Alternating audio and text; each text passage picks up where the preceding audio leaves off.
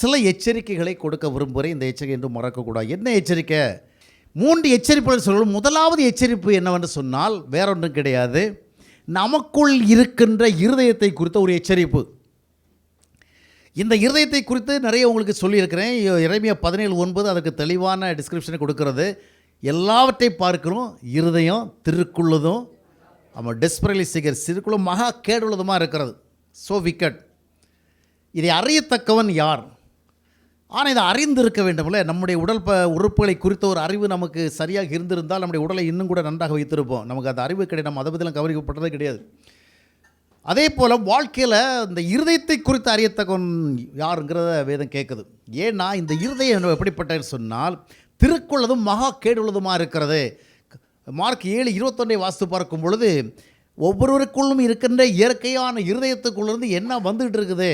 பொல்லாத சிந்தனை, விபச்சாரம், வேசித்தனம், களவு, கபடு, காம, விகாரம், வன்கண், மதிகேடு, தூஷணம், அந்த மாதிரி நிறைய ஒன்று கூட விரும்பத்தக்கதான காரியம் இல்லை, எல்லாமே வெறுக்கத்தக்கதான காலம் வந்து கொண்டிருக்கிறது. இப்படிப்பட்ட ஒரு இருதயம் உங்களுக்குள் இருக்கிறது. Be careful about that. ஏண்டா இது உங்களுக்கு எதிராக செயல்படுகிற ஒன்று, உங்களுக்கு பாதகமாக செயல்படுகிற ஒன்று. நமக்குள்ளே இருக்கிற நம்முடைய இருதயம் நமக்கு எதிராக செயல்படுகிற ஒன்றாக இருக்கின்றது. இது நமக்கு பாதகமான காரியங்களை ஏற்படுத்துகிறது. காரணம் என்னவென்றால் நமக்குள் இருக்கின்ற நேச்சுரல் ஹார்ட், இயற்கையான ஒவ்வொருவரும் பிறக்கும் பொழுது எந்த மதத்திலிருந்து நம்ம வந்தாலும் சரி, எந்த சாதாரண குடும்பத்திலும் நல்ல ஒழுங்குள்ள குடும்பத்திலும் வந்தாலும் சரி, எந்த ஸ்பிரிச்சுவல் ஃபேமிலியில் வந்தாலும் சரி, எல்லாருக்குள்ளே இருக்கிறது இயற்கையான இருதயம் தான். அந்த இருதயம் திருக்குள்ளதும் மகா கேடுள்ளதுமாகத்தான் இருக்கிறது. அதற்கு நல்லவைகளை விரும்புகின்ற தன்மை மிக குறைவு. நல்லதே விரும்பாதுன்னு சொல்ல முடியாது, ஆனால் நல்லவைகளை விரும்புகிற தன்மை மிக குறைவு.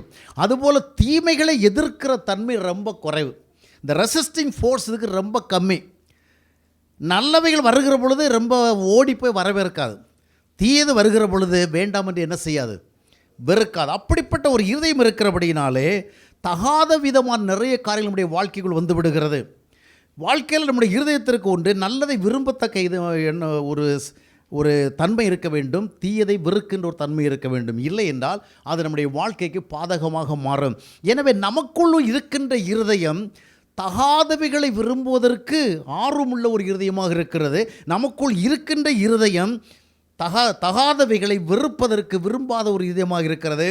அதனுடைய விளைவுகள் நம்முடைய வாழ்க்கையிலே பலவிதமான கேடுபாடுகளை கொண்டு வரும்.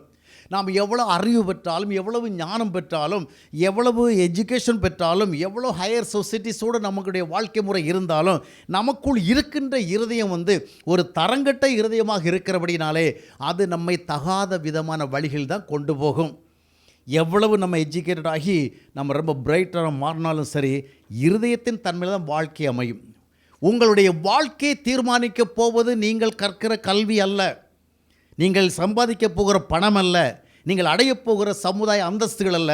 எந்த நிலைமையில் வந்தாலும் சரி, உங்கள் லைஃப்பை டிசைட் பண்ண போகிறது what kind of heart you have. உங்களுக்கு என்ன விதமான இருதயம் இருக்கிறோ அதுதான்.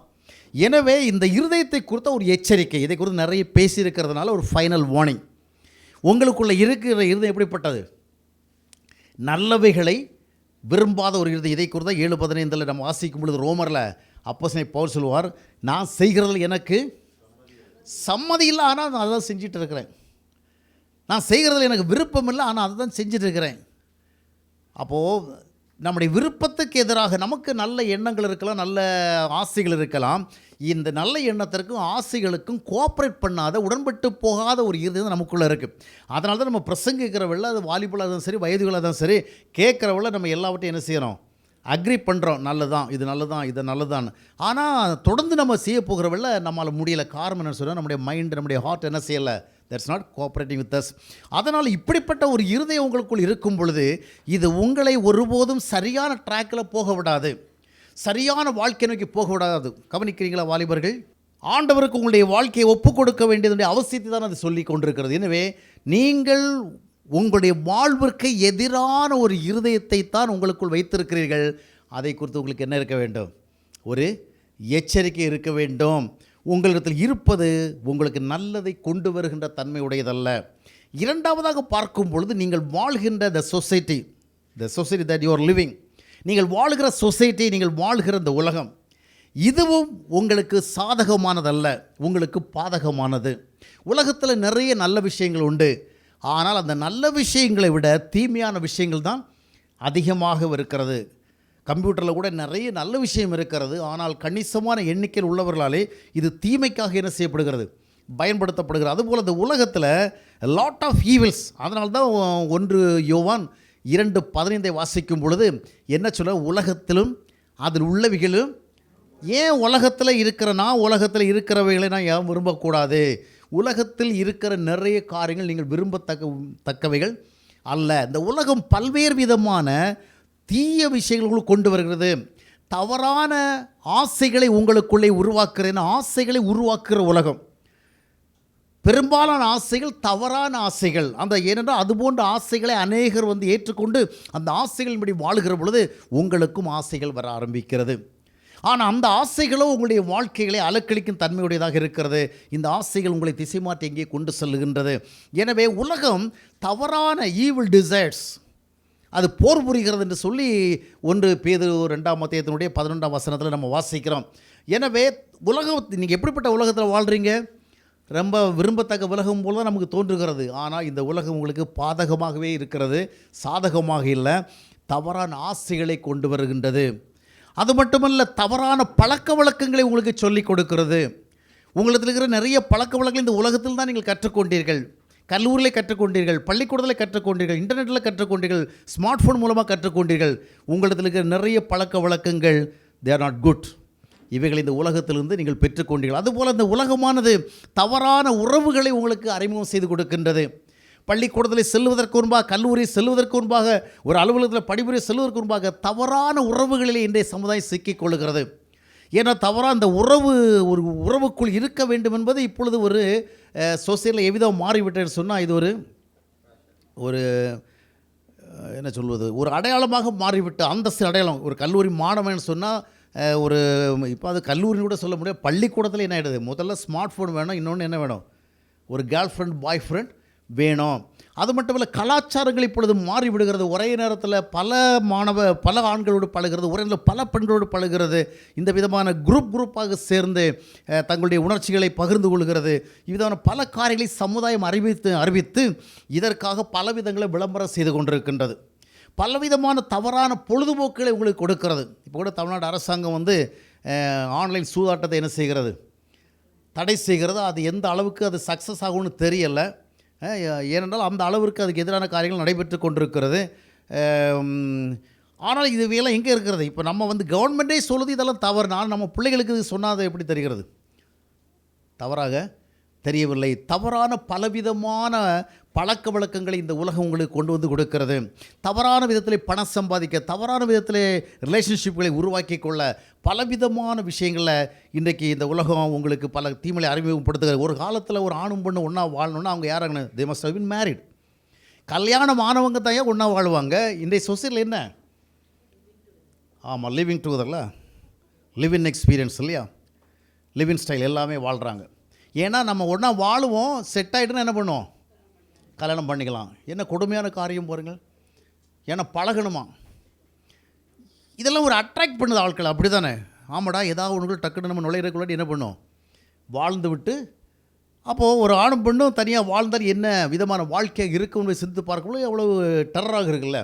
அப்போ இது போன்றவங்களை எது அறிமுகம். இதில் பார்த்தீங்கன்னா இந்தியா இன்றைக்கி 3வது இடத்துல இருக்குதான். இந்த லிவ் இன் எக்ஸ்பீரியன்ஸில் இந்தியா என்ன செய்கிறது, 3வது இடத்துல இருக்கிற அளவுக்கு என்ன செய்கிறது, மாறி இருக்கிறது. எனவே இவைகளெல்லாம் உலகம் அறிமுகப்படுத்துகிற பொழுது நமக்கு தெரிந்த பல இடத்திலும் அது இருக்கிறது. நீங்கள் பழகிற சில இடத்துல அது இருக்கிறது. நிறைய பழக்க வழக்கங்கள் நம்முடன் வருகிற இடத்துல என்ன செய்கிற, அவர்கள் அதை உலகத்திலேருந்து சீக்கிரமாக வாங்கி வச்சுருக்கிறாங்க. அதை நம்மிடத்தில் என்ன செய்கிறாங்க, அறிமுகமாகறாங்க. நீங்கள் கல்லூரிக்கு போகிறீங்க, பள்ளிக்கூடத்தில் போகிறீங்க. நீங்கள் ஒருவேளை ஒரு கிறிஸ்தவ குடும்பத்திலேருந்து போகிறதுனால ஒருவேளை உங்கள் ஸ்மார்ட் ஃபோனை நீங்கள் யூஸ் பண்ணுற விதத்தில் கொஞ்சம் ரெஸ்ட்ரிக்ஷன்ஸ் இருக்கலாம். இருக்கிறது இல்லாதெல்லாம் உங்களுக்கு தான் தெரியும். ஆனால் கல்லூரியில் பள்ளிக்கூடத்தில் போன பையன் என்ன பண்ணுறான், அவன் நைட்டில் என்னென்ன பார்த்தானோ அதெல்லாம் காட்டுறாங்கல்ல. அவன் யார்கிட்ட என்னென்ன பேசினானோ, எந்தெந்த விதங்களும் அவங்களுக்கு அனுப்பி வச்சாங்களோ இதெல்லாம் பகலப்படுறான். கும்பலமாக குரூப்பாக உட்காந்து என்ன பண்ணுறான், நேற்றுக்கு என் வாழ்க்கையில் நிகழ்ந்தெல்லாம் பாருன்னு காட்டுறான். இப்போ இதையெல்லாம் பார்க்கும் பொழுது ஒரு மாரலி சரியாக இருக்கணுங்கிற பிள்ளைகள் என்ன செய்கிறாங்க, அவங்களும் என்ன பண்ணுறாங்க, தே ஆர் டெம்ப்டட்.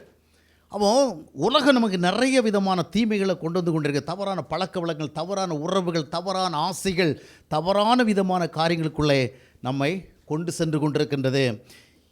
ஆக இந்த இப்படிப்பட்ட ஒரு உலகத்தில் நீங்கள் வாழ வேண்டி இருக்கிறனால அப்படியெல்லாம் நான் கிடையாது. ஐ எம் சோ பியூர், நான் ரொம்ப கரெக்டானவன், அப்படியெல்லாம் கிடையாது. நீங்கள் இருக்கிற உலகத்துக்கு ஏற்றபடி நீங்கள் என்ன செய்வீங்க? You will be affected. ஏன்னா அதுக்கு எதிர்த்து இருக்கிற அளவுக்கு உங்களுக்கு என்ன கிடையாது. ஏற்கனவே என்ன பார்த்தா அதுக்குள்ளே இருதயம் உங்களுக்கு கிடையாது.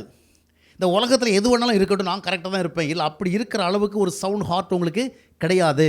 அதனால் இரண்டாவது வார்னிங் எதுவென்று சொன்னால் இந்த உலகத்தை குறித்த எச்சரிக்கை. எனவே தான் ரோமர் 12:2 என்ன வாசிக்கிறோன்னா, இப்பிரபஞ்சத்தை ஒத்த வேஷம் தரியாதிருங்கள் என்று சொல்லப்பட்டிருக்கிறது.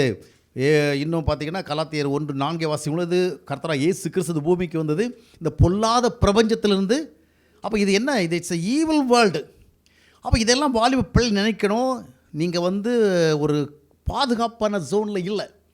உங்களுடைய இருதயமும் உங்களுக்கு நல்லதை கொண்டு வருவதற்கு ஏற்றதாக இல்லை, நீங்கள் வாழ்கிற உலகமும் அதற்குரியது அல்ல. இது இரண்டாவது வார்னிங். இதை மனதில் வைத்துக் கொள்ளுங்கள். நீங்கள் எங்கு போனாலும் உலகத்துக்குள் செல்கிறீர்கள். அந்த உலகம் உங்களுக்கு எதிரான சில காரியங்களை என்ன செய்கிறது? உங்களுக்கு விருப்பத்தை கொடுக்கின்ற தோற்றத்தை உருவாக்கி கொண்டு வருகிறது. அதில் நீங்கள் எச்சரிக்கையாக இருக்க வேண்டும். 2 எச்சரிக்கை. மூன்றாவது எச்சரிக்கை என்ன? மூன்றாவது எச்சரிக்கை that is coming from God. மூன்றாவது எச்சரிக்கை என்னவென்று சொன்னால், தேவன் நீ எவ்விதமாக வாழ்கிறாய் என்பதை பார்க்கிறார். உன்னுடைய இருதயத்திற்கு இசைந்து நீ எவ்விதமாக வாழ்கிறாய், இந்த உலகத்திற்கு இசைந்து நீ எவ்விதமாக வாழ்கிறாய் என்று கவனித்து கொண்டிருக்கிறார். நீ உன்னுடைய இருதயமும் உன்னை நன்றாக வாழ வைக்கிற இருதயம் அல்ல, நீ வாழ்கிற உலகமும் நீ நன்றாக வாழ்வதற்கு உனக்கு உதவுகிற உலகம் அல்ல. அப்படிப்பட்ட உலகத்தில் நீ வாழுகிற பொழுது உன்னுடைய வாழ்க்கை நன்றாக இருக்க போகிறது கிடையாது. உன்னுடைய கேரக்டர் சரியாக இருக்க போகிறதில்ல. அப்படி இருக்கும் பொழுது வாட்ஸ் அ தேர்ட் வார்னிங் என்னவென்றால், மூன்றாவது எச்சரிக்கை என்று சொன்னால், உன்னை தேவன் கோபமாக பார்க்கின்றார். உன்னை தேவன் கோபமாக பார்க்கிறார். அவர் படைத்த பூமியில் அவருடைய திட்டத்துக்கு எதிராக, அவருடைய நோக்கத்திற்கு எதிராக, அவருடைய பரிசுத்தத்துக்கு எதிராக அவருடைய வாழ்க்கை இருக்கிறது. நீ வாழுகின்ற விதம் உன்னுடைய தவறான இருதயத்தின் விளைவாகவும் உன்னுடைய தவறான உலகத்தின் விளைவாகவும் தட் இஸ் ஸோ பேட். இதை பார்க்கும் பொழுது தேவனுடைய பார்வை உண்மையில் எப்படி இருக்கிறது? ஆண்டவர் ஒரு பக்கத்திலிருந்து உன்னை அன்பாகத்தான் பார்க்கிறார். எதற்கு சொன்னால், நீ தீமை விட்டு வர வேண்டும் என்கிறதுக்காக. இன்னொரு பக்கம் உன்னை கோபத்தோடு பார்க்கிறார். பாவின் மேல் நாள்தோறும் அவர் என்ன செய்கிறாராம்? சினங்கொள்கிறார். அதே பாவி நேசிக்கிறார். தேவனுக்கு 2 பக்கம் உண்டு. அன்பின் பக்கம் ஒன்று, நீதியின் பக்கம் ஒன்று. ஒரு பக்கம் அன்பாகவும் பார்க்கிறார். ஒரு தாய் தகப்பன் கூட அப்படி தானே. பிள்ளைகள் என்ன செய்வார்கள்? அவங்க சில விஷயங்களை அவங்க செஞ்சுருக்கிறவங்கள, ஒரு பக்கம் என் பிள்ளை நல்லா வாழணுமேங்கிற அன்பு இருக்கும், இன்னொரு பக்கம் என் பையன் இந்த மாதிரி பண்ணுறானே, என் பொண்ணு இந்த மாதிரி பண்ணுதே அப்படிங்கிற ஒரு கோபம் இருக்கும். இந்த 2 ஒரே நேரத்தில் இருக்குது. அதுபோல் நீ இந்த பொல்லாத உலகத்தில் வாழ்கிறாய், பொல்லாத இருதயத்தோடு வாழ்கிறாய். இவைகளின் அடிப்படையில் நீ வாழ்ந்தால் என்ன நடக்கும்னு சொன்னால், தேவன் உண்மையில் எப்படி இருப்பார்? கோபமாக இருப்பார். அவர் உன்னை பார்க்கும் பொழுது சந்தோஷமாக பார்க்க மாட்டார். அதனுடைய விளைவு என்ன தெரியுமா? அவருடைய பார்வை உண்மையில் கோபமாக இருக்கும் பொழுது நீ எவ்வளவு ஜெபித்தாலும் உன்னுடைய ஜெபங்கள் கேட்கப்படாது. Your prayers will never be answered. நீ உனக்காக உன் பெற்றோருக்காக எவ்வளவு, அதாவது உனக்காக உன் பெற்றோர் எவ்வளோ ஜெபம் பண்ணுவாங்க, உனக்கு தெரிஞ்ச நிறைய பேர் ஜெபம் பண்ணுவாங்க. ஆண்டவர் ஜெபத்தெல்லாம் கேட்க மாட்டார். நீ பரீட்சை எழுத போகிறவள்ள, இப்போ நம்ம ஸ்தாபனங்களெல்லாம் நடத்துவோம். என்னது? பரீட்சை எழுத போகிற பிள்ளைகளுக்காக ஒரு ஜெப கூட்டம். அது அவங்க பிழைப்புக்காக நடத்துறது. எல்லாம் பண்ணிக்கிட்டு பரீட்சை எழுத போகிறவள்ள மட்டும் அந்தந்த ஸ்தாபனம் நடத்துகிற ப்ரேயர் மீட்டிங்கில் கலந்துக்கிட்டால் கடவுள் மார்க் அள்ளி கொடுப்பாருங்கிற ஒரு தவறான நம்பிக்கை உருவாக்கி வச்சுருக்கிறோம். இல்லை, உன் மேலே கோப பார்வையில் ஆண்டவர் இருக்கும் பொழுது நீ படித்து பாஸ் பண்ண என்ன, பாஸ் பண்ணால் போகிறேன் என்ன, அப்படி தானே? நீ கெட்டு குட்டிச்சோடாக போயிட்டு கொண்டு இருக்கும் பொழுது நீ மார்க் மட்டும் நிறைய வாங்கி என்ன ஆக போகுது? இது இந்த ஸ்தாபனங்கள் பிழைக்கிறதுக்காக நடத்துகிறது தான் இந்த பரீட்சை எழுத போகிற பிள்ளைகளுக்காக ஜெபம். சரி, அதை பற்றி நான் விரிவாக பேச விரும்பல. ஆனால் உண்மையில் பார்வை எப்படி இருக்கிறது? உங்கள் அம்மா அப்பாலாம் ரொம்ப உபவாச விரதெல்லாம் ஜெபம் பண்ணுவாங்க. நிறைய ஸ்தாபனங்களுக்கெல்லாம் எழுதி என் பையனுக்காக ஜெபம் பண்ணுங்கன்னு சொல்லுவாங்க. இது தேவைப்பட்டால் நிறைய பங்காளத்திட்டெல்லாம் இருக்குது. அங்கெல்லாம் என்ன பண்ணியிருப்பாங்க? உங்கள் பேரை கொடுத்துருப்பாங்க, என் பையனுக்காக ஜெபம் பண்ணுங்க, உரிய கட்டணத்தை நான் கட்டிடுறேன், எவ்வளோ காலேஜுக்கெல்லாம் ஃபீஸ் கட்டுறேன். ஆனால் ஒன்றும் வேலைக்காகாது. எத்தனை பேர் ஜெபம் பண்ணாலும் சரி உங்களுக்கு கேட்க மாட்டார். எப்படி? நீங்கள் குழந்தைகளாக இருக்கும் பொழுது உங்கள் பெற்றோருடைய ஜெபங்கள் கேட்கப்படும். இந்த உண்மையை மனசில் வச்சுங்க. எப்பொழுது வாலிபலானீர்களோ, எப்பொழுது தேவனை அறிகிற அறிவிற்கான வாய்ப்பை பெற்றீர்களோ, எப்பொழுது சத்தியம் தெரிய ஆரம்பித்ததோ, எப்பொழுது உண்மை தெரிகிறதோ, அப்பொழுது இனி உன்னுடைய பெற்றோருடைய ஜெபங்கள் உனக்காக பெரிய விளைவை ஏற்படுத்தாது. ஒருவேளை பெற்றோருடைய சமாதானத்துக்காக, பெற்றோருடைய மன ஆறுதலுக்காக ஆண்டவர் சில காரியங்களை செய்ய முடியும். ஆனால் உன்னுடைய வாழ்விற்காக உன் பெற்றோருடைய ஜெபம் இனி உன்னை என்ன செய்ய போவதில்லை, தாங்க போவதில்லை. ஏனென்றால் அறைகின்ற ஸ்டேஜுக்கு வந்துட்டு, அப்படி தானே? இனி நீ தான் டிசைட் பண்ணணும். உன் வாழ்க்கைக்கு தேவன் வேண்டுமா வேண்டாமுங்கிற டிசைட் பண்ணணும். அப்போ தேவனுடைய பார்வை கோபமாக இருக்கும் பொழுது உன்னுடைய வாழ்க்கையில் சாதகமான காலம் எதிர்பார்க்க முடியாது. தேவனுடைய வாழ்வை கண்டுகொள்ள மாட்டார். தீமை வருகிற பொழுது அவர் என்ன செய்ய மாட்டார், கவனிக்க மாட்டார். இப்போ ஒரு கேள்வி உங்களுக்கு வருகிறத வரல, எனக்கு வருது, எனக்கு வந்தது. சரிங்க, எனக்கு இருக்கிற இருதயமும் மோசம், நான் வாழ்கிற பூமியும் மோசம். அப்படி இருக்கிற பட்சத்தில் நான் சரியாக வாழலைன்னு ஆண்டவர் மட்டும் என் மேலே எப்படி கோபமாக இருக்க முடியும்? எனக்கு ஒரு நல்ல இருதயம் இருந்தால் பரவாயில்லைங்க, நான் நல்லா வாழ்ந்துருப்பேன். நல்லதை விரும்பாத இருதயம், தீமையை வெறுக்காத இருதயம், நான் வாழ்கிற உலகம் அதை விட மோசம். என்னை ஓயாமல் டெம்ப் பண்ணி தவறாக செய்ய வைக்குது. எனக்குள்ள ஏற்கனவே ஸ்வீட் சாப்பிட்ற ஆசை அதிகமாக இருக்குது. நான் போகிறவங்களாம் ஸ்வீட் கடையாக இருக்குது. நான் எப்படி இங்கே தப்புறது? ஏற்கனவே எனக்குள்ள ஸ்வீட் ஆசையாக இருக்குது. நான் போகிற இடமெல்லாம் இதுவாக இருக்குது, ஸ்வீட் கடையாக இருக்குது. என்ன பண்ணுறது? அப்போ ஆண்டவர் கோபமாக இருக்கிறார். ஏன் கோபமாக இருக்கிறாரு? என்னுடைய பலவீனம் அவருக்கு தெரியாதா? உலகத்து நிலைமை அவருக்கு தெரியாதா? ஏன் கோபமாக இருக்கிறார்? அவருடைய கோபம் எதுக்கு தெரியுமா? நீ பொல்லாத இருதயத்தின்படி செயல்படுகிறாய், பொல்லாத உலகத்தின்படி செயல்படுகிறாய் என்பதில்லை. ஆண்டவர் உனக்கு என்ன செய்திருக்கிறார்? உன்னுடைய இருதயத்தின் தன்மையை சொல்லி, இந்த உலகத்தின் தன்மையை சொல்லி உனக்கு என்ன செய்கிறார்? ஒரு இருதயத்தை தருகிறேன் என்று சொல்லுகிறார். I will give you a new heart. ஆண்டவர் எதற்கு தெரியுமா நம்மளுக்கு கோபமாக இருக்கிறாரு? யோவான் 3ஆம் அத்தியாயத்தினுடைய 19ஆம் வசனத்தை வாசிப்போம், முடித்து விடுவோம். யோவான் 3:19. ஒளியானது உலகத்திலே வந்திருந்தும் மனுஷருடைய கிரியைகள் பொல்லாதவைகளாய் இருக்கிறபடியினால் அவர்கள் ஒளியை பார்க்கிலும் இருளை விரும்புகிறதே அந்த ஆக்கினை தீர்ப்பு காரணம். இப்போ என்ன பார்க்குறோம்? ஒளி உலகத்தில் வந்திருக்கு. இல்லைன்னா பரவாயில்ல, நீ இருளுக்குள்ளே ஒன்றுமே உனக்கு தெரியாதபடிக்கு நீ தப்பு பண்ணுற, நடக்க தெரியல, ஏதோ ஒரு வழியில் போகிற. But there is light. ஆனால் நீ என்ன பண்ண, லைட் பக்கமே வரமாட்டேங்கிற. ஏன்னா நீ இருளுக்குள்ளே இருந்தால் உன் மனசு சொல்கிறபடி கேட்கலாம், உலகத்துக்கு என்னபடி வாழலாங்கிறதுனால நீ ஒளியை என்ன செய்கிற, அருகில் பில்லாதபடி you prefer to be in darkness. அதுதான் அவனுடைய கோபம். இந்த பொல்லாத இருதயத்தின்படி செயல்படுகிறாய் என்பதல்ல, உனக்கு நல்ல ஒரு இருதயம் கிடைப்பதற்கு வாய்ப்பு கிடைத்தும் அதை நீ ஏற்றுக்கொள்ளவில்லையே. இந்த பொல்லாத உலகத்தின்படி வாழ்கிறாய் என்பதில்லை, இந்த பொல்லாத உலகத்தில் உன்னை சரியாக வாழ வைப்பதற்கு அவர் விரும்புகிறாரே, அதை ஏற்றுக்கொள்ளாததுக்கு தான் தண்டனை. மற்றபடி நீ செய்கிற பாவங்கள் அல்ல. இந்த பாவம் செய்யாமல் வாழ்வதற்கான வாய்ப்பை கர்த்தர் உனக்கு தருகிறார், அதை ஏற்றுக்கொள்ளவில்லை. இன்னொரு வசனத்தில் வாசிக்கலாம். ரோமர் 2ஆம் அத்தியாயத்தினுடைய 4வது வசனம். ரோமர் 2:4. அல்லது தேவ தயவு நீ குணப்படும்படி உன்னை ஏவுகிறது என்று அறியாமல். பாருங்கள், தேவ தயவு, உன் இருதயம் அவருக்கு தெரியும், உன் நலம் அவருக்கு தெரியும். ஒரு இன்ஃபெக்ஷஸ் வேர்டில் நீ இருக்கிற, உன்னை ஈஸியாக உலகத்தில் இன்ஃபெக்ட் பண்ணணும்னு தெரியும். ஆனால் என்ன பண்ணா, தேவ தயவு நீ குணப்படும்படி உன்னை ஏவுகிறது அறியாமல் அவருடைய தயவு, பொறுமை, நீடி, சாந்தி, இவளை ஐஸ்வர்யம் அசட்டை பண்ணுகிறாயோ. அப்போ உனக்கு வாய்ப்பு கொடுக்கிறார், உன்னை சீர்திருத்துறதுக்கு அவர் கொடுக்கிறார் வாய்ப்புகள். அதை பயன்படுத்தாமல் போகிற பொழுது ஹி இஸ் கெட்டிங் ஆங்க்ரி.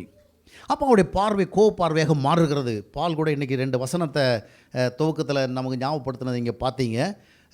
பிரசங்கி 11ஆம் அத்தியாயத்தினுடைய 9ஆம் வசனம், அதனுடைய கடைசி பகுதியை மட்டும் பார்ப்போம். பிரசங்கி 11:9.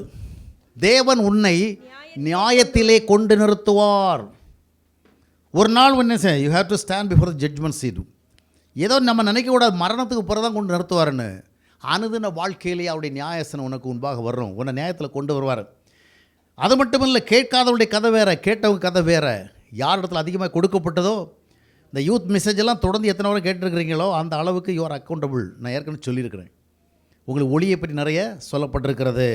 எனவே நியாயத்தில் கொண்டு நிறுத்துவார். இன்னும் அதற்கு அடுத்த அத்தியாயத்தை வாசிக்கும் பொழுது 13-14 வசனங்கள், அதில் குறிப்பாக 14ஆம் வசனத்துடைய கடைசி பகுதியை மட்டும் வாசிப்போம். நன்மையானாலும் தீமையானாலும் தேவன் நியாயத்திலே கொண்டு வருவார். நீ செய்த நன்மை, நியாயம், ஒவ்வொரு கிரியை பாருங்கள், ஒவ்வொரு கிரியும் அந்தரங்கமான நிறைய விஷயம் அந்தரங்கத்தில் இருக்குது. உங்கள் அப்பாவுக்கு தெரியாது, உங்கள் அம்மாவுக்கு தெரியாது, உன்னோட இருக்கிறவங்களுக்கு தெரியாது. உங்கள் அப்பா உங்கள் அம்மா உங்களை நல்லவங்க நினச்சிட்டு இருக்கிறாங்க இன்னும். ஆனால் உங்களுடைய அந்தரங்கள் எல்லாம் வித்தியாசமாக இருக்கிறது. உங்களுடைய அந்தரங்க ஆசைகள் வித்தியாசமாக இருக்கிறது. உங்களுடைய அந்தரங்க செயல்பாடு வித்தியாசமாக இருக்கிறது. உங்களுடைய அந்தரங்க பார்வைகள் வித்தியாசமாக இருக்கிறது. நீங்கள் பார்த்து கொண்டு கேட்டுக்கொண்டு வித்தியாசமாக இருக்கிறது. ஆனால் இதெல்லாவற்றையும் என்ன செய்வார்? ஆமாம், God will bring to light all that has been done in darkness. இருளில் செய்யப்பட்டதை என்ன பண்ணுவார்? வெளிச்சத்தில் கொண்டு வருவார். ஆக அந்தரங்கமான யாவும் ஒரு நாள் வெளிப்பட எக்ஸ்போஸ் ஆகும். எனவே ஆண்டவர் கொடுக்கிற வாய்ப்பை பயன்படுத்தவில்லை, அதனுடைய விளைவு தான் கோபம். இதற்கு நீங்கள் எச்சரிக்கையாக இருக்க வேண்டும். 3 காரியங்களை குறித்த எச்சரிக்கை. 1, நமக்கு பாதகமாக இருக்கிற சாதகமற்ற ஒரு இருதயத்தோடு வாழ்ந்து கொண்டிருக்கிறோம். எப்பொழுது இது என்னை படுபாதகமான ஒரு நிலைமை கொண்டு போகும் என்று தெரியாது. 2வது, such evil world I am living, நான் மோசமான உலகத்தில் வாழ்கிறேன், இது எப்பொழுது என்னை வீழ்த்தும் என்று தெரியாது. 3வது, இவைகளுக்கு மத்தியிலே தேவனுடைய பார்வை என் மேலே எதிராக இருக்கிறது. அவர் கொடுத்த வாய்ப்பை பயன்படுத்தி கொள்ளாத காரியத்தினுடைய விளைவாக அவருடைய பார்வை எதிராக இருக்கிற இந்த 3 வார்னிங்ஸ். இது என்ன செய்ய வேண்டும்? 3ஐயும் நினச்சிட்டே வாழ்ந்துட்டு இருக்கணுமா? இல்லை. இந்த 3 எச்சரிக்கைகளை நீங்கள் உணர்ந்து என்ன செய்ய வேண்டும்? இப்பொழுதே உங்களை ஆண்டவருக்கு ஒப்புக் கொடுக்க வேண்டும். உங்களுடைய இருதயம் மாற வேண்டும். ஆண்டவர் உங்களுக்கு ஒரு புதிய இருதயத்தை தர விரும்புகிறார். இந்த பொல்லாத உலகத்தில் உங்களை சரியாக வாழ வைக்கிறதுக்கு அவர் உங்களுக்கு அசோசியேஷன் தர விரும்புகிறார். 3வதாக, நீங்கள் நியாய தீர்ப்பிற்கு தப்புவிக்கப்படுவீர்கள். உங்கள் மேல் என்ன வராது? ஆக்கினை வராது. எனவே இந்த எச்சரிக்கைகளை பயன்படுத்தி கொள்ளுங்கள். கர்த்தர் உங்களை ஆசீர்வதிப்பாராக, உங்களை வழி நடத்துவாராக. காலங்கள் குறுகினதாக இருக்கிறபடினாலே தொடர்ந்து ஆண்டவர் விதமாக பேசிக்கொண்டே இருப்பான் எண்ணாதபடிக்கு நீங்கள் கேட்ட சத்தியத்தின் அடிப்படையில் உங்களுடைய வாழ்க்கையை ஒப்புக் கொடுங்கள். கர்த்தர் உங்களை ஆசீர்வதிப்பார். நாம் ஒரு பாடலை பாடுவோம்.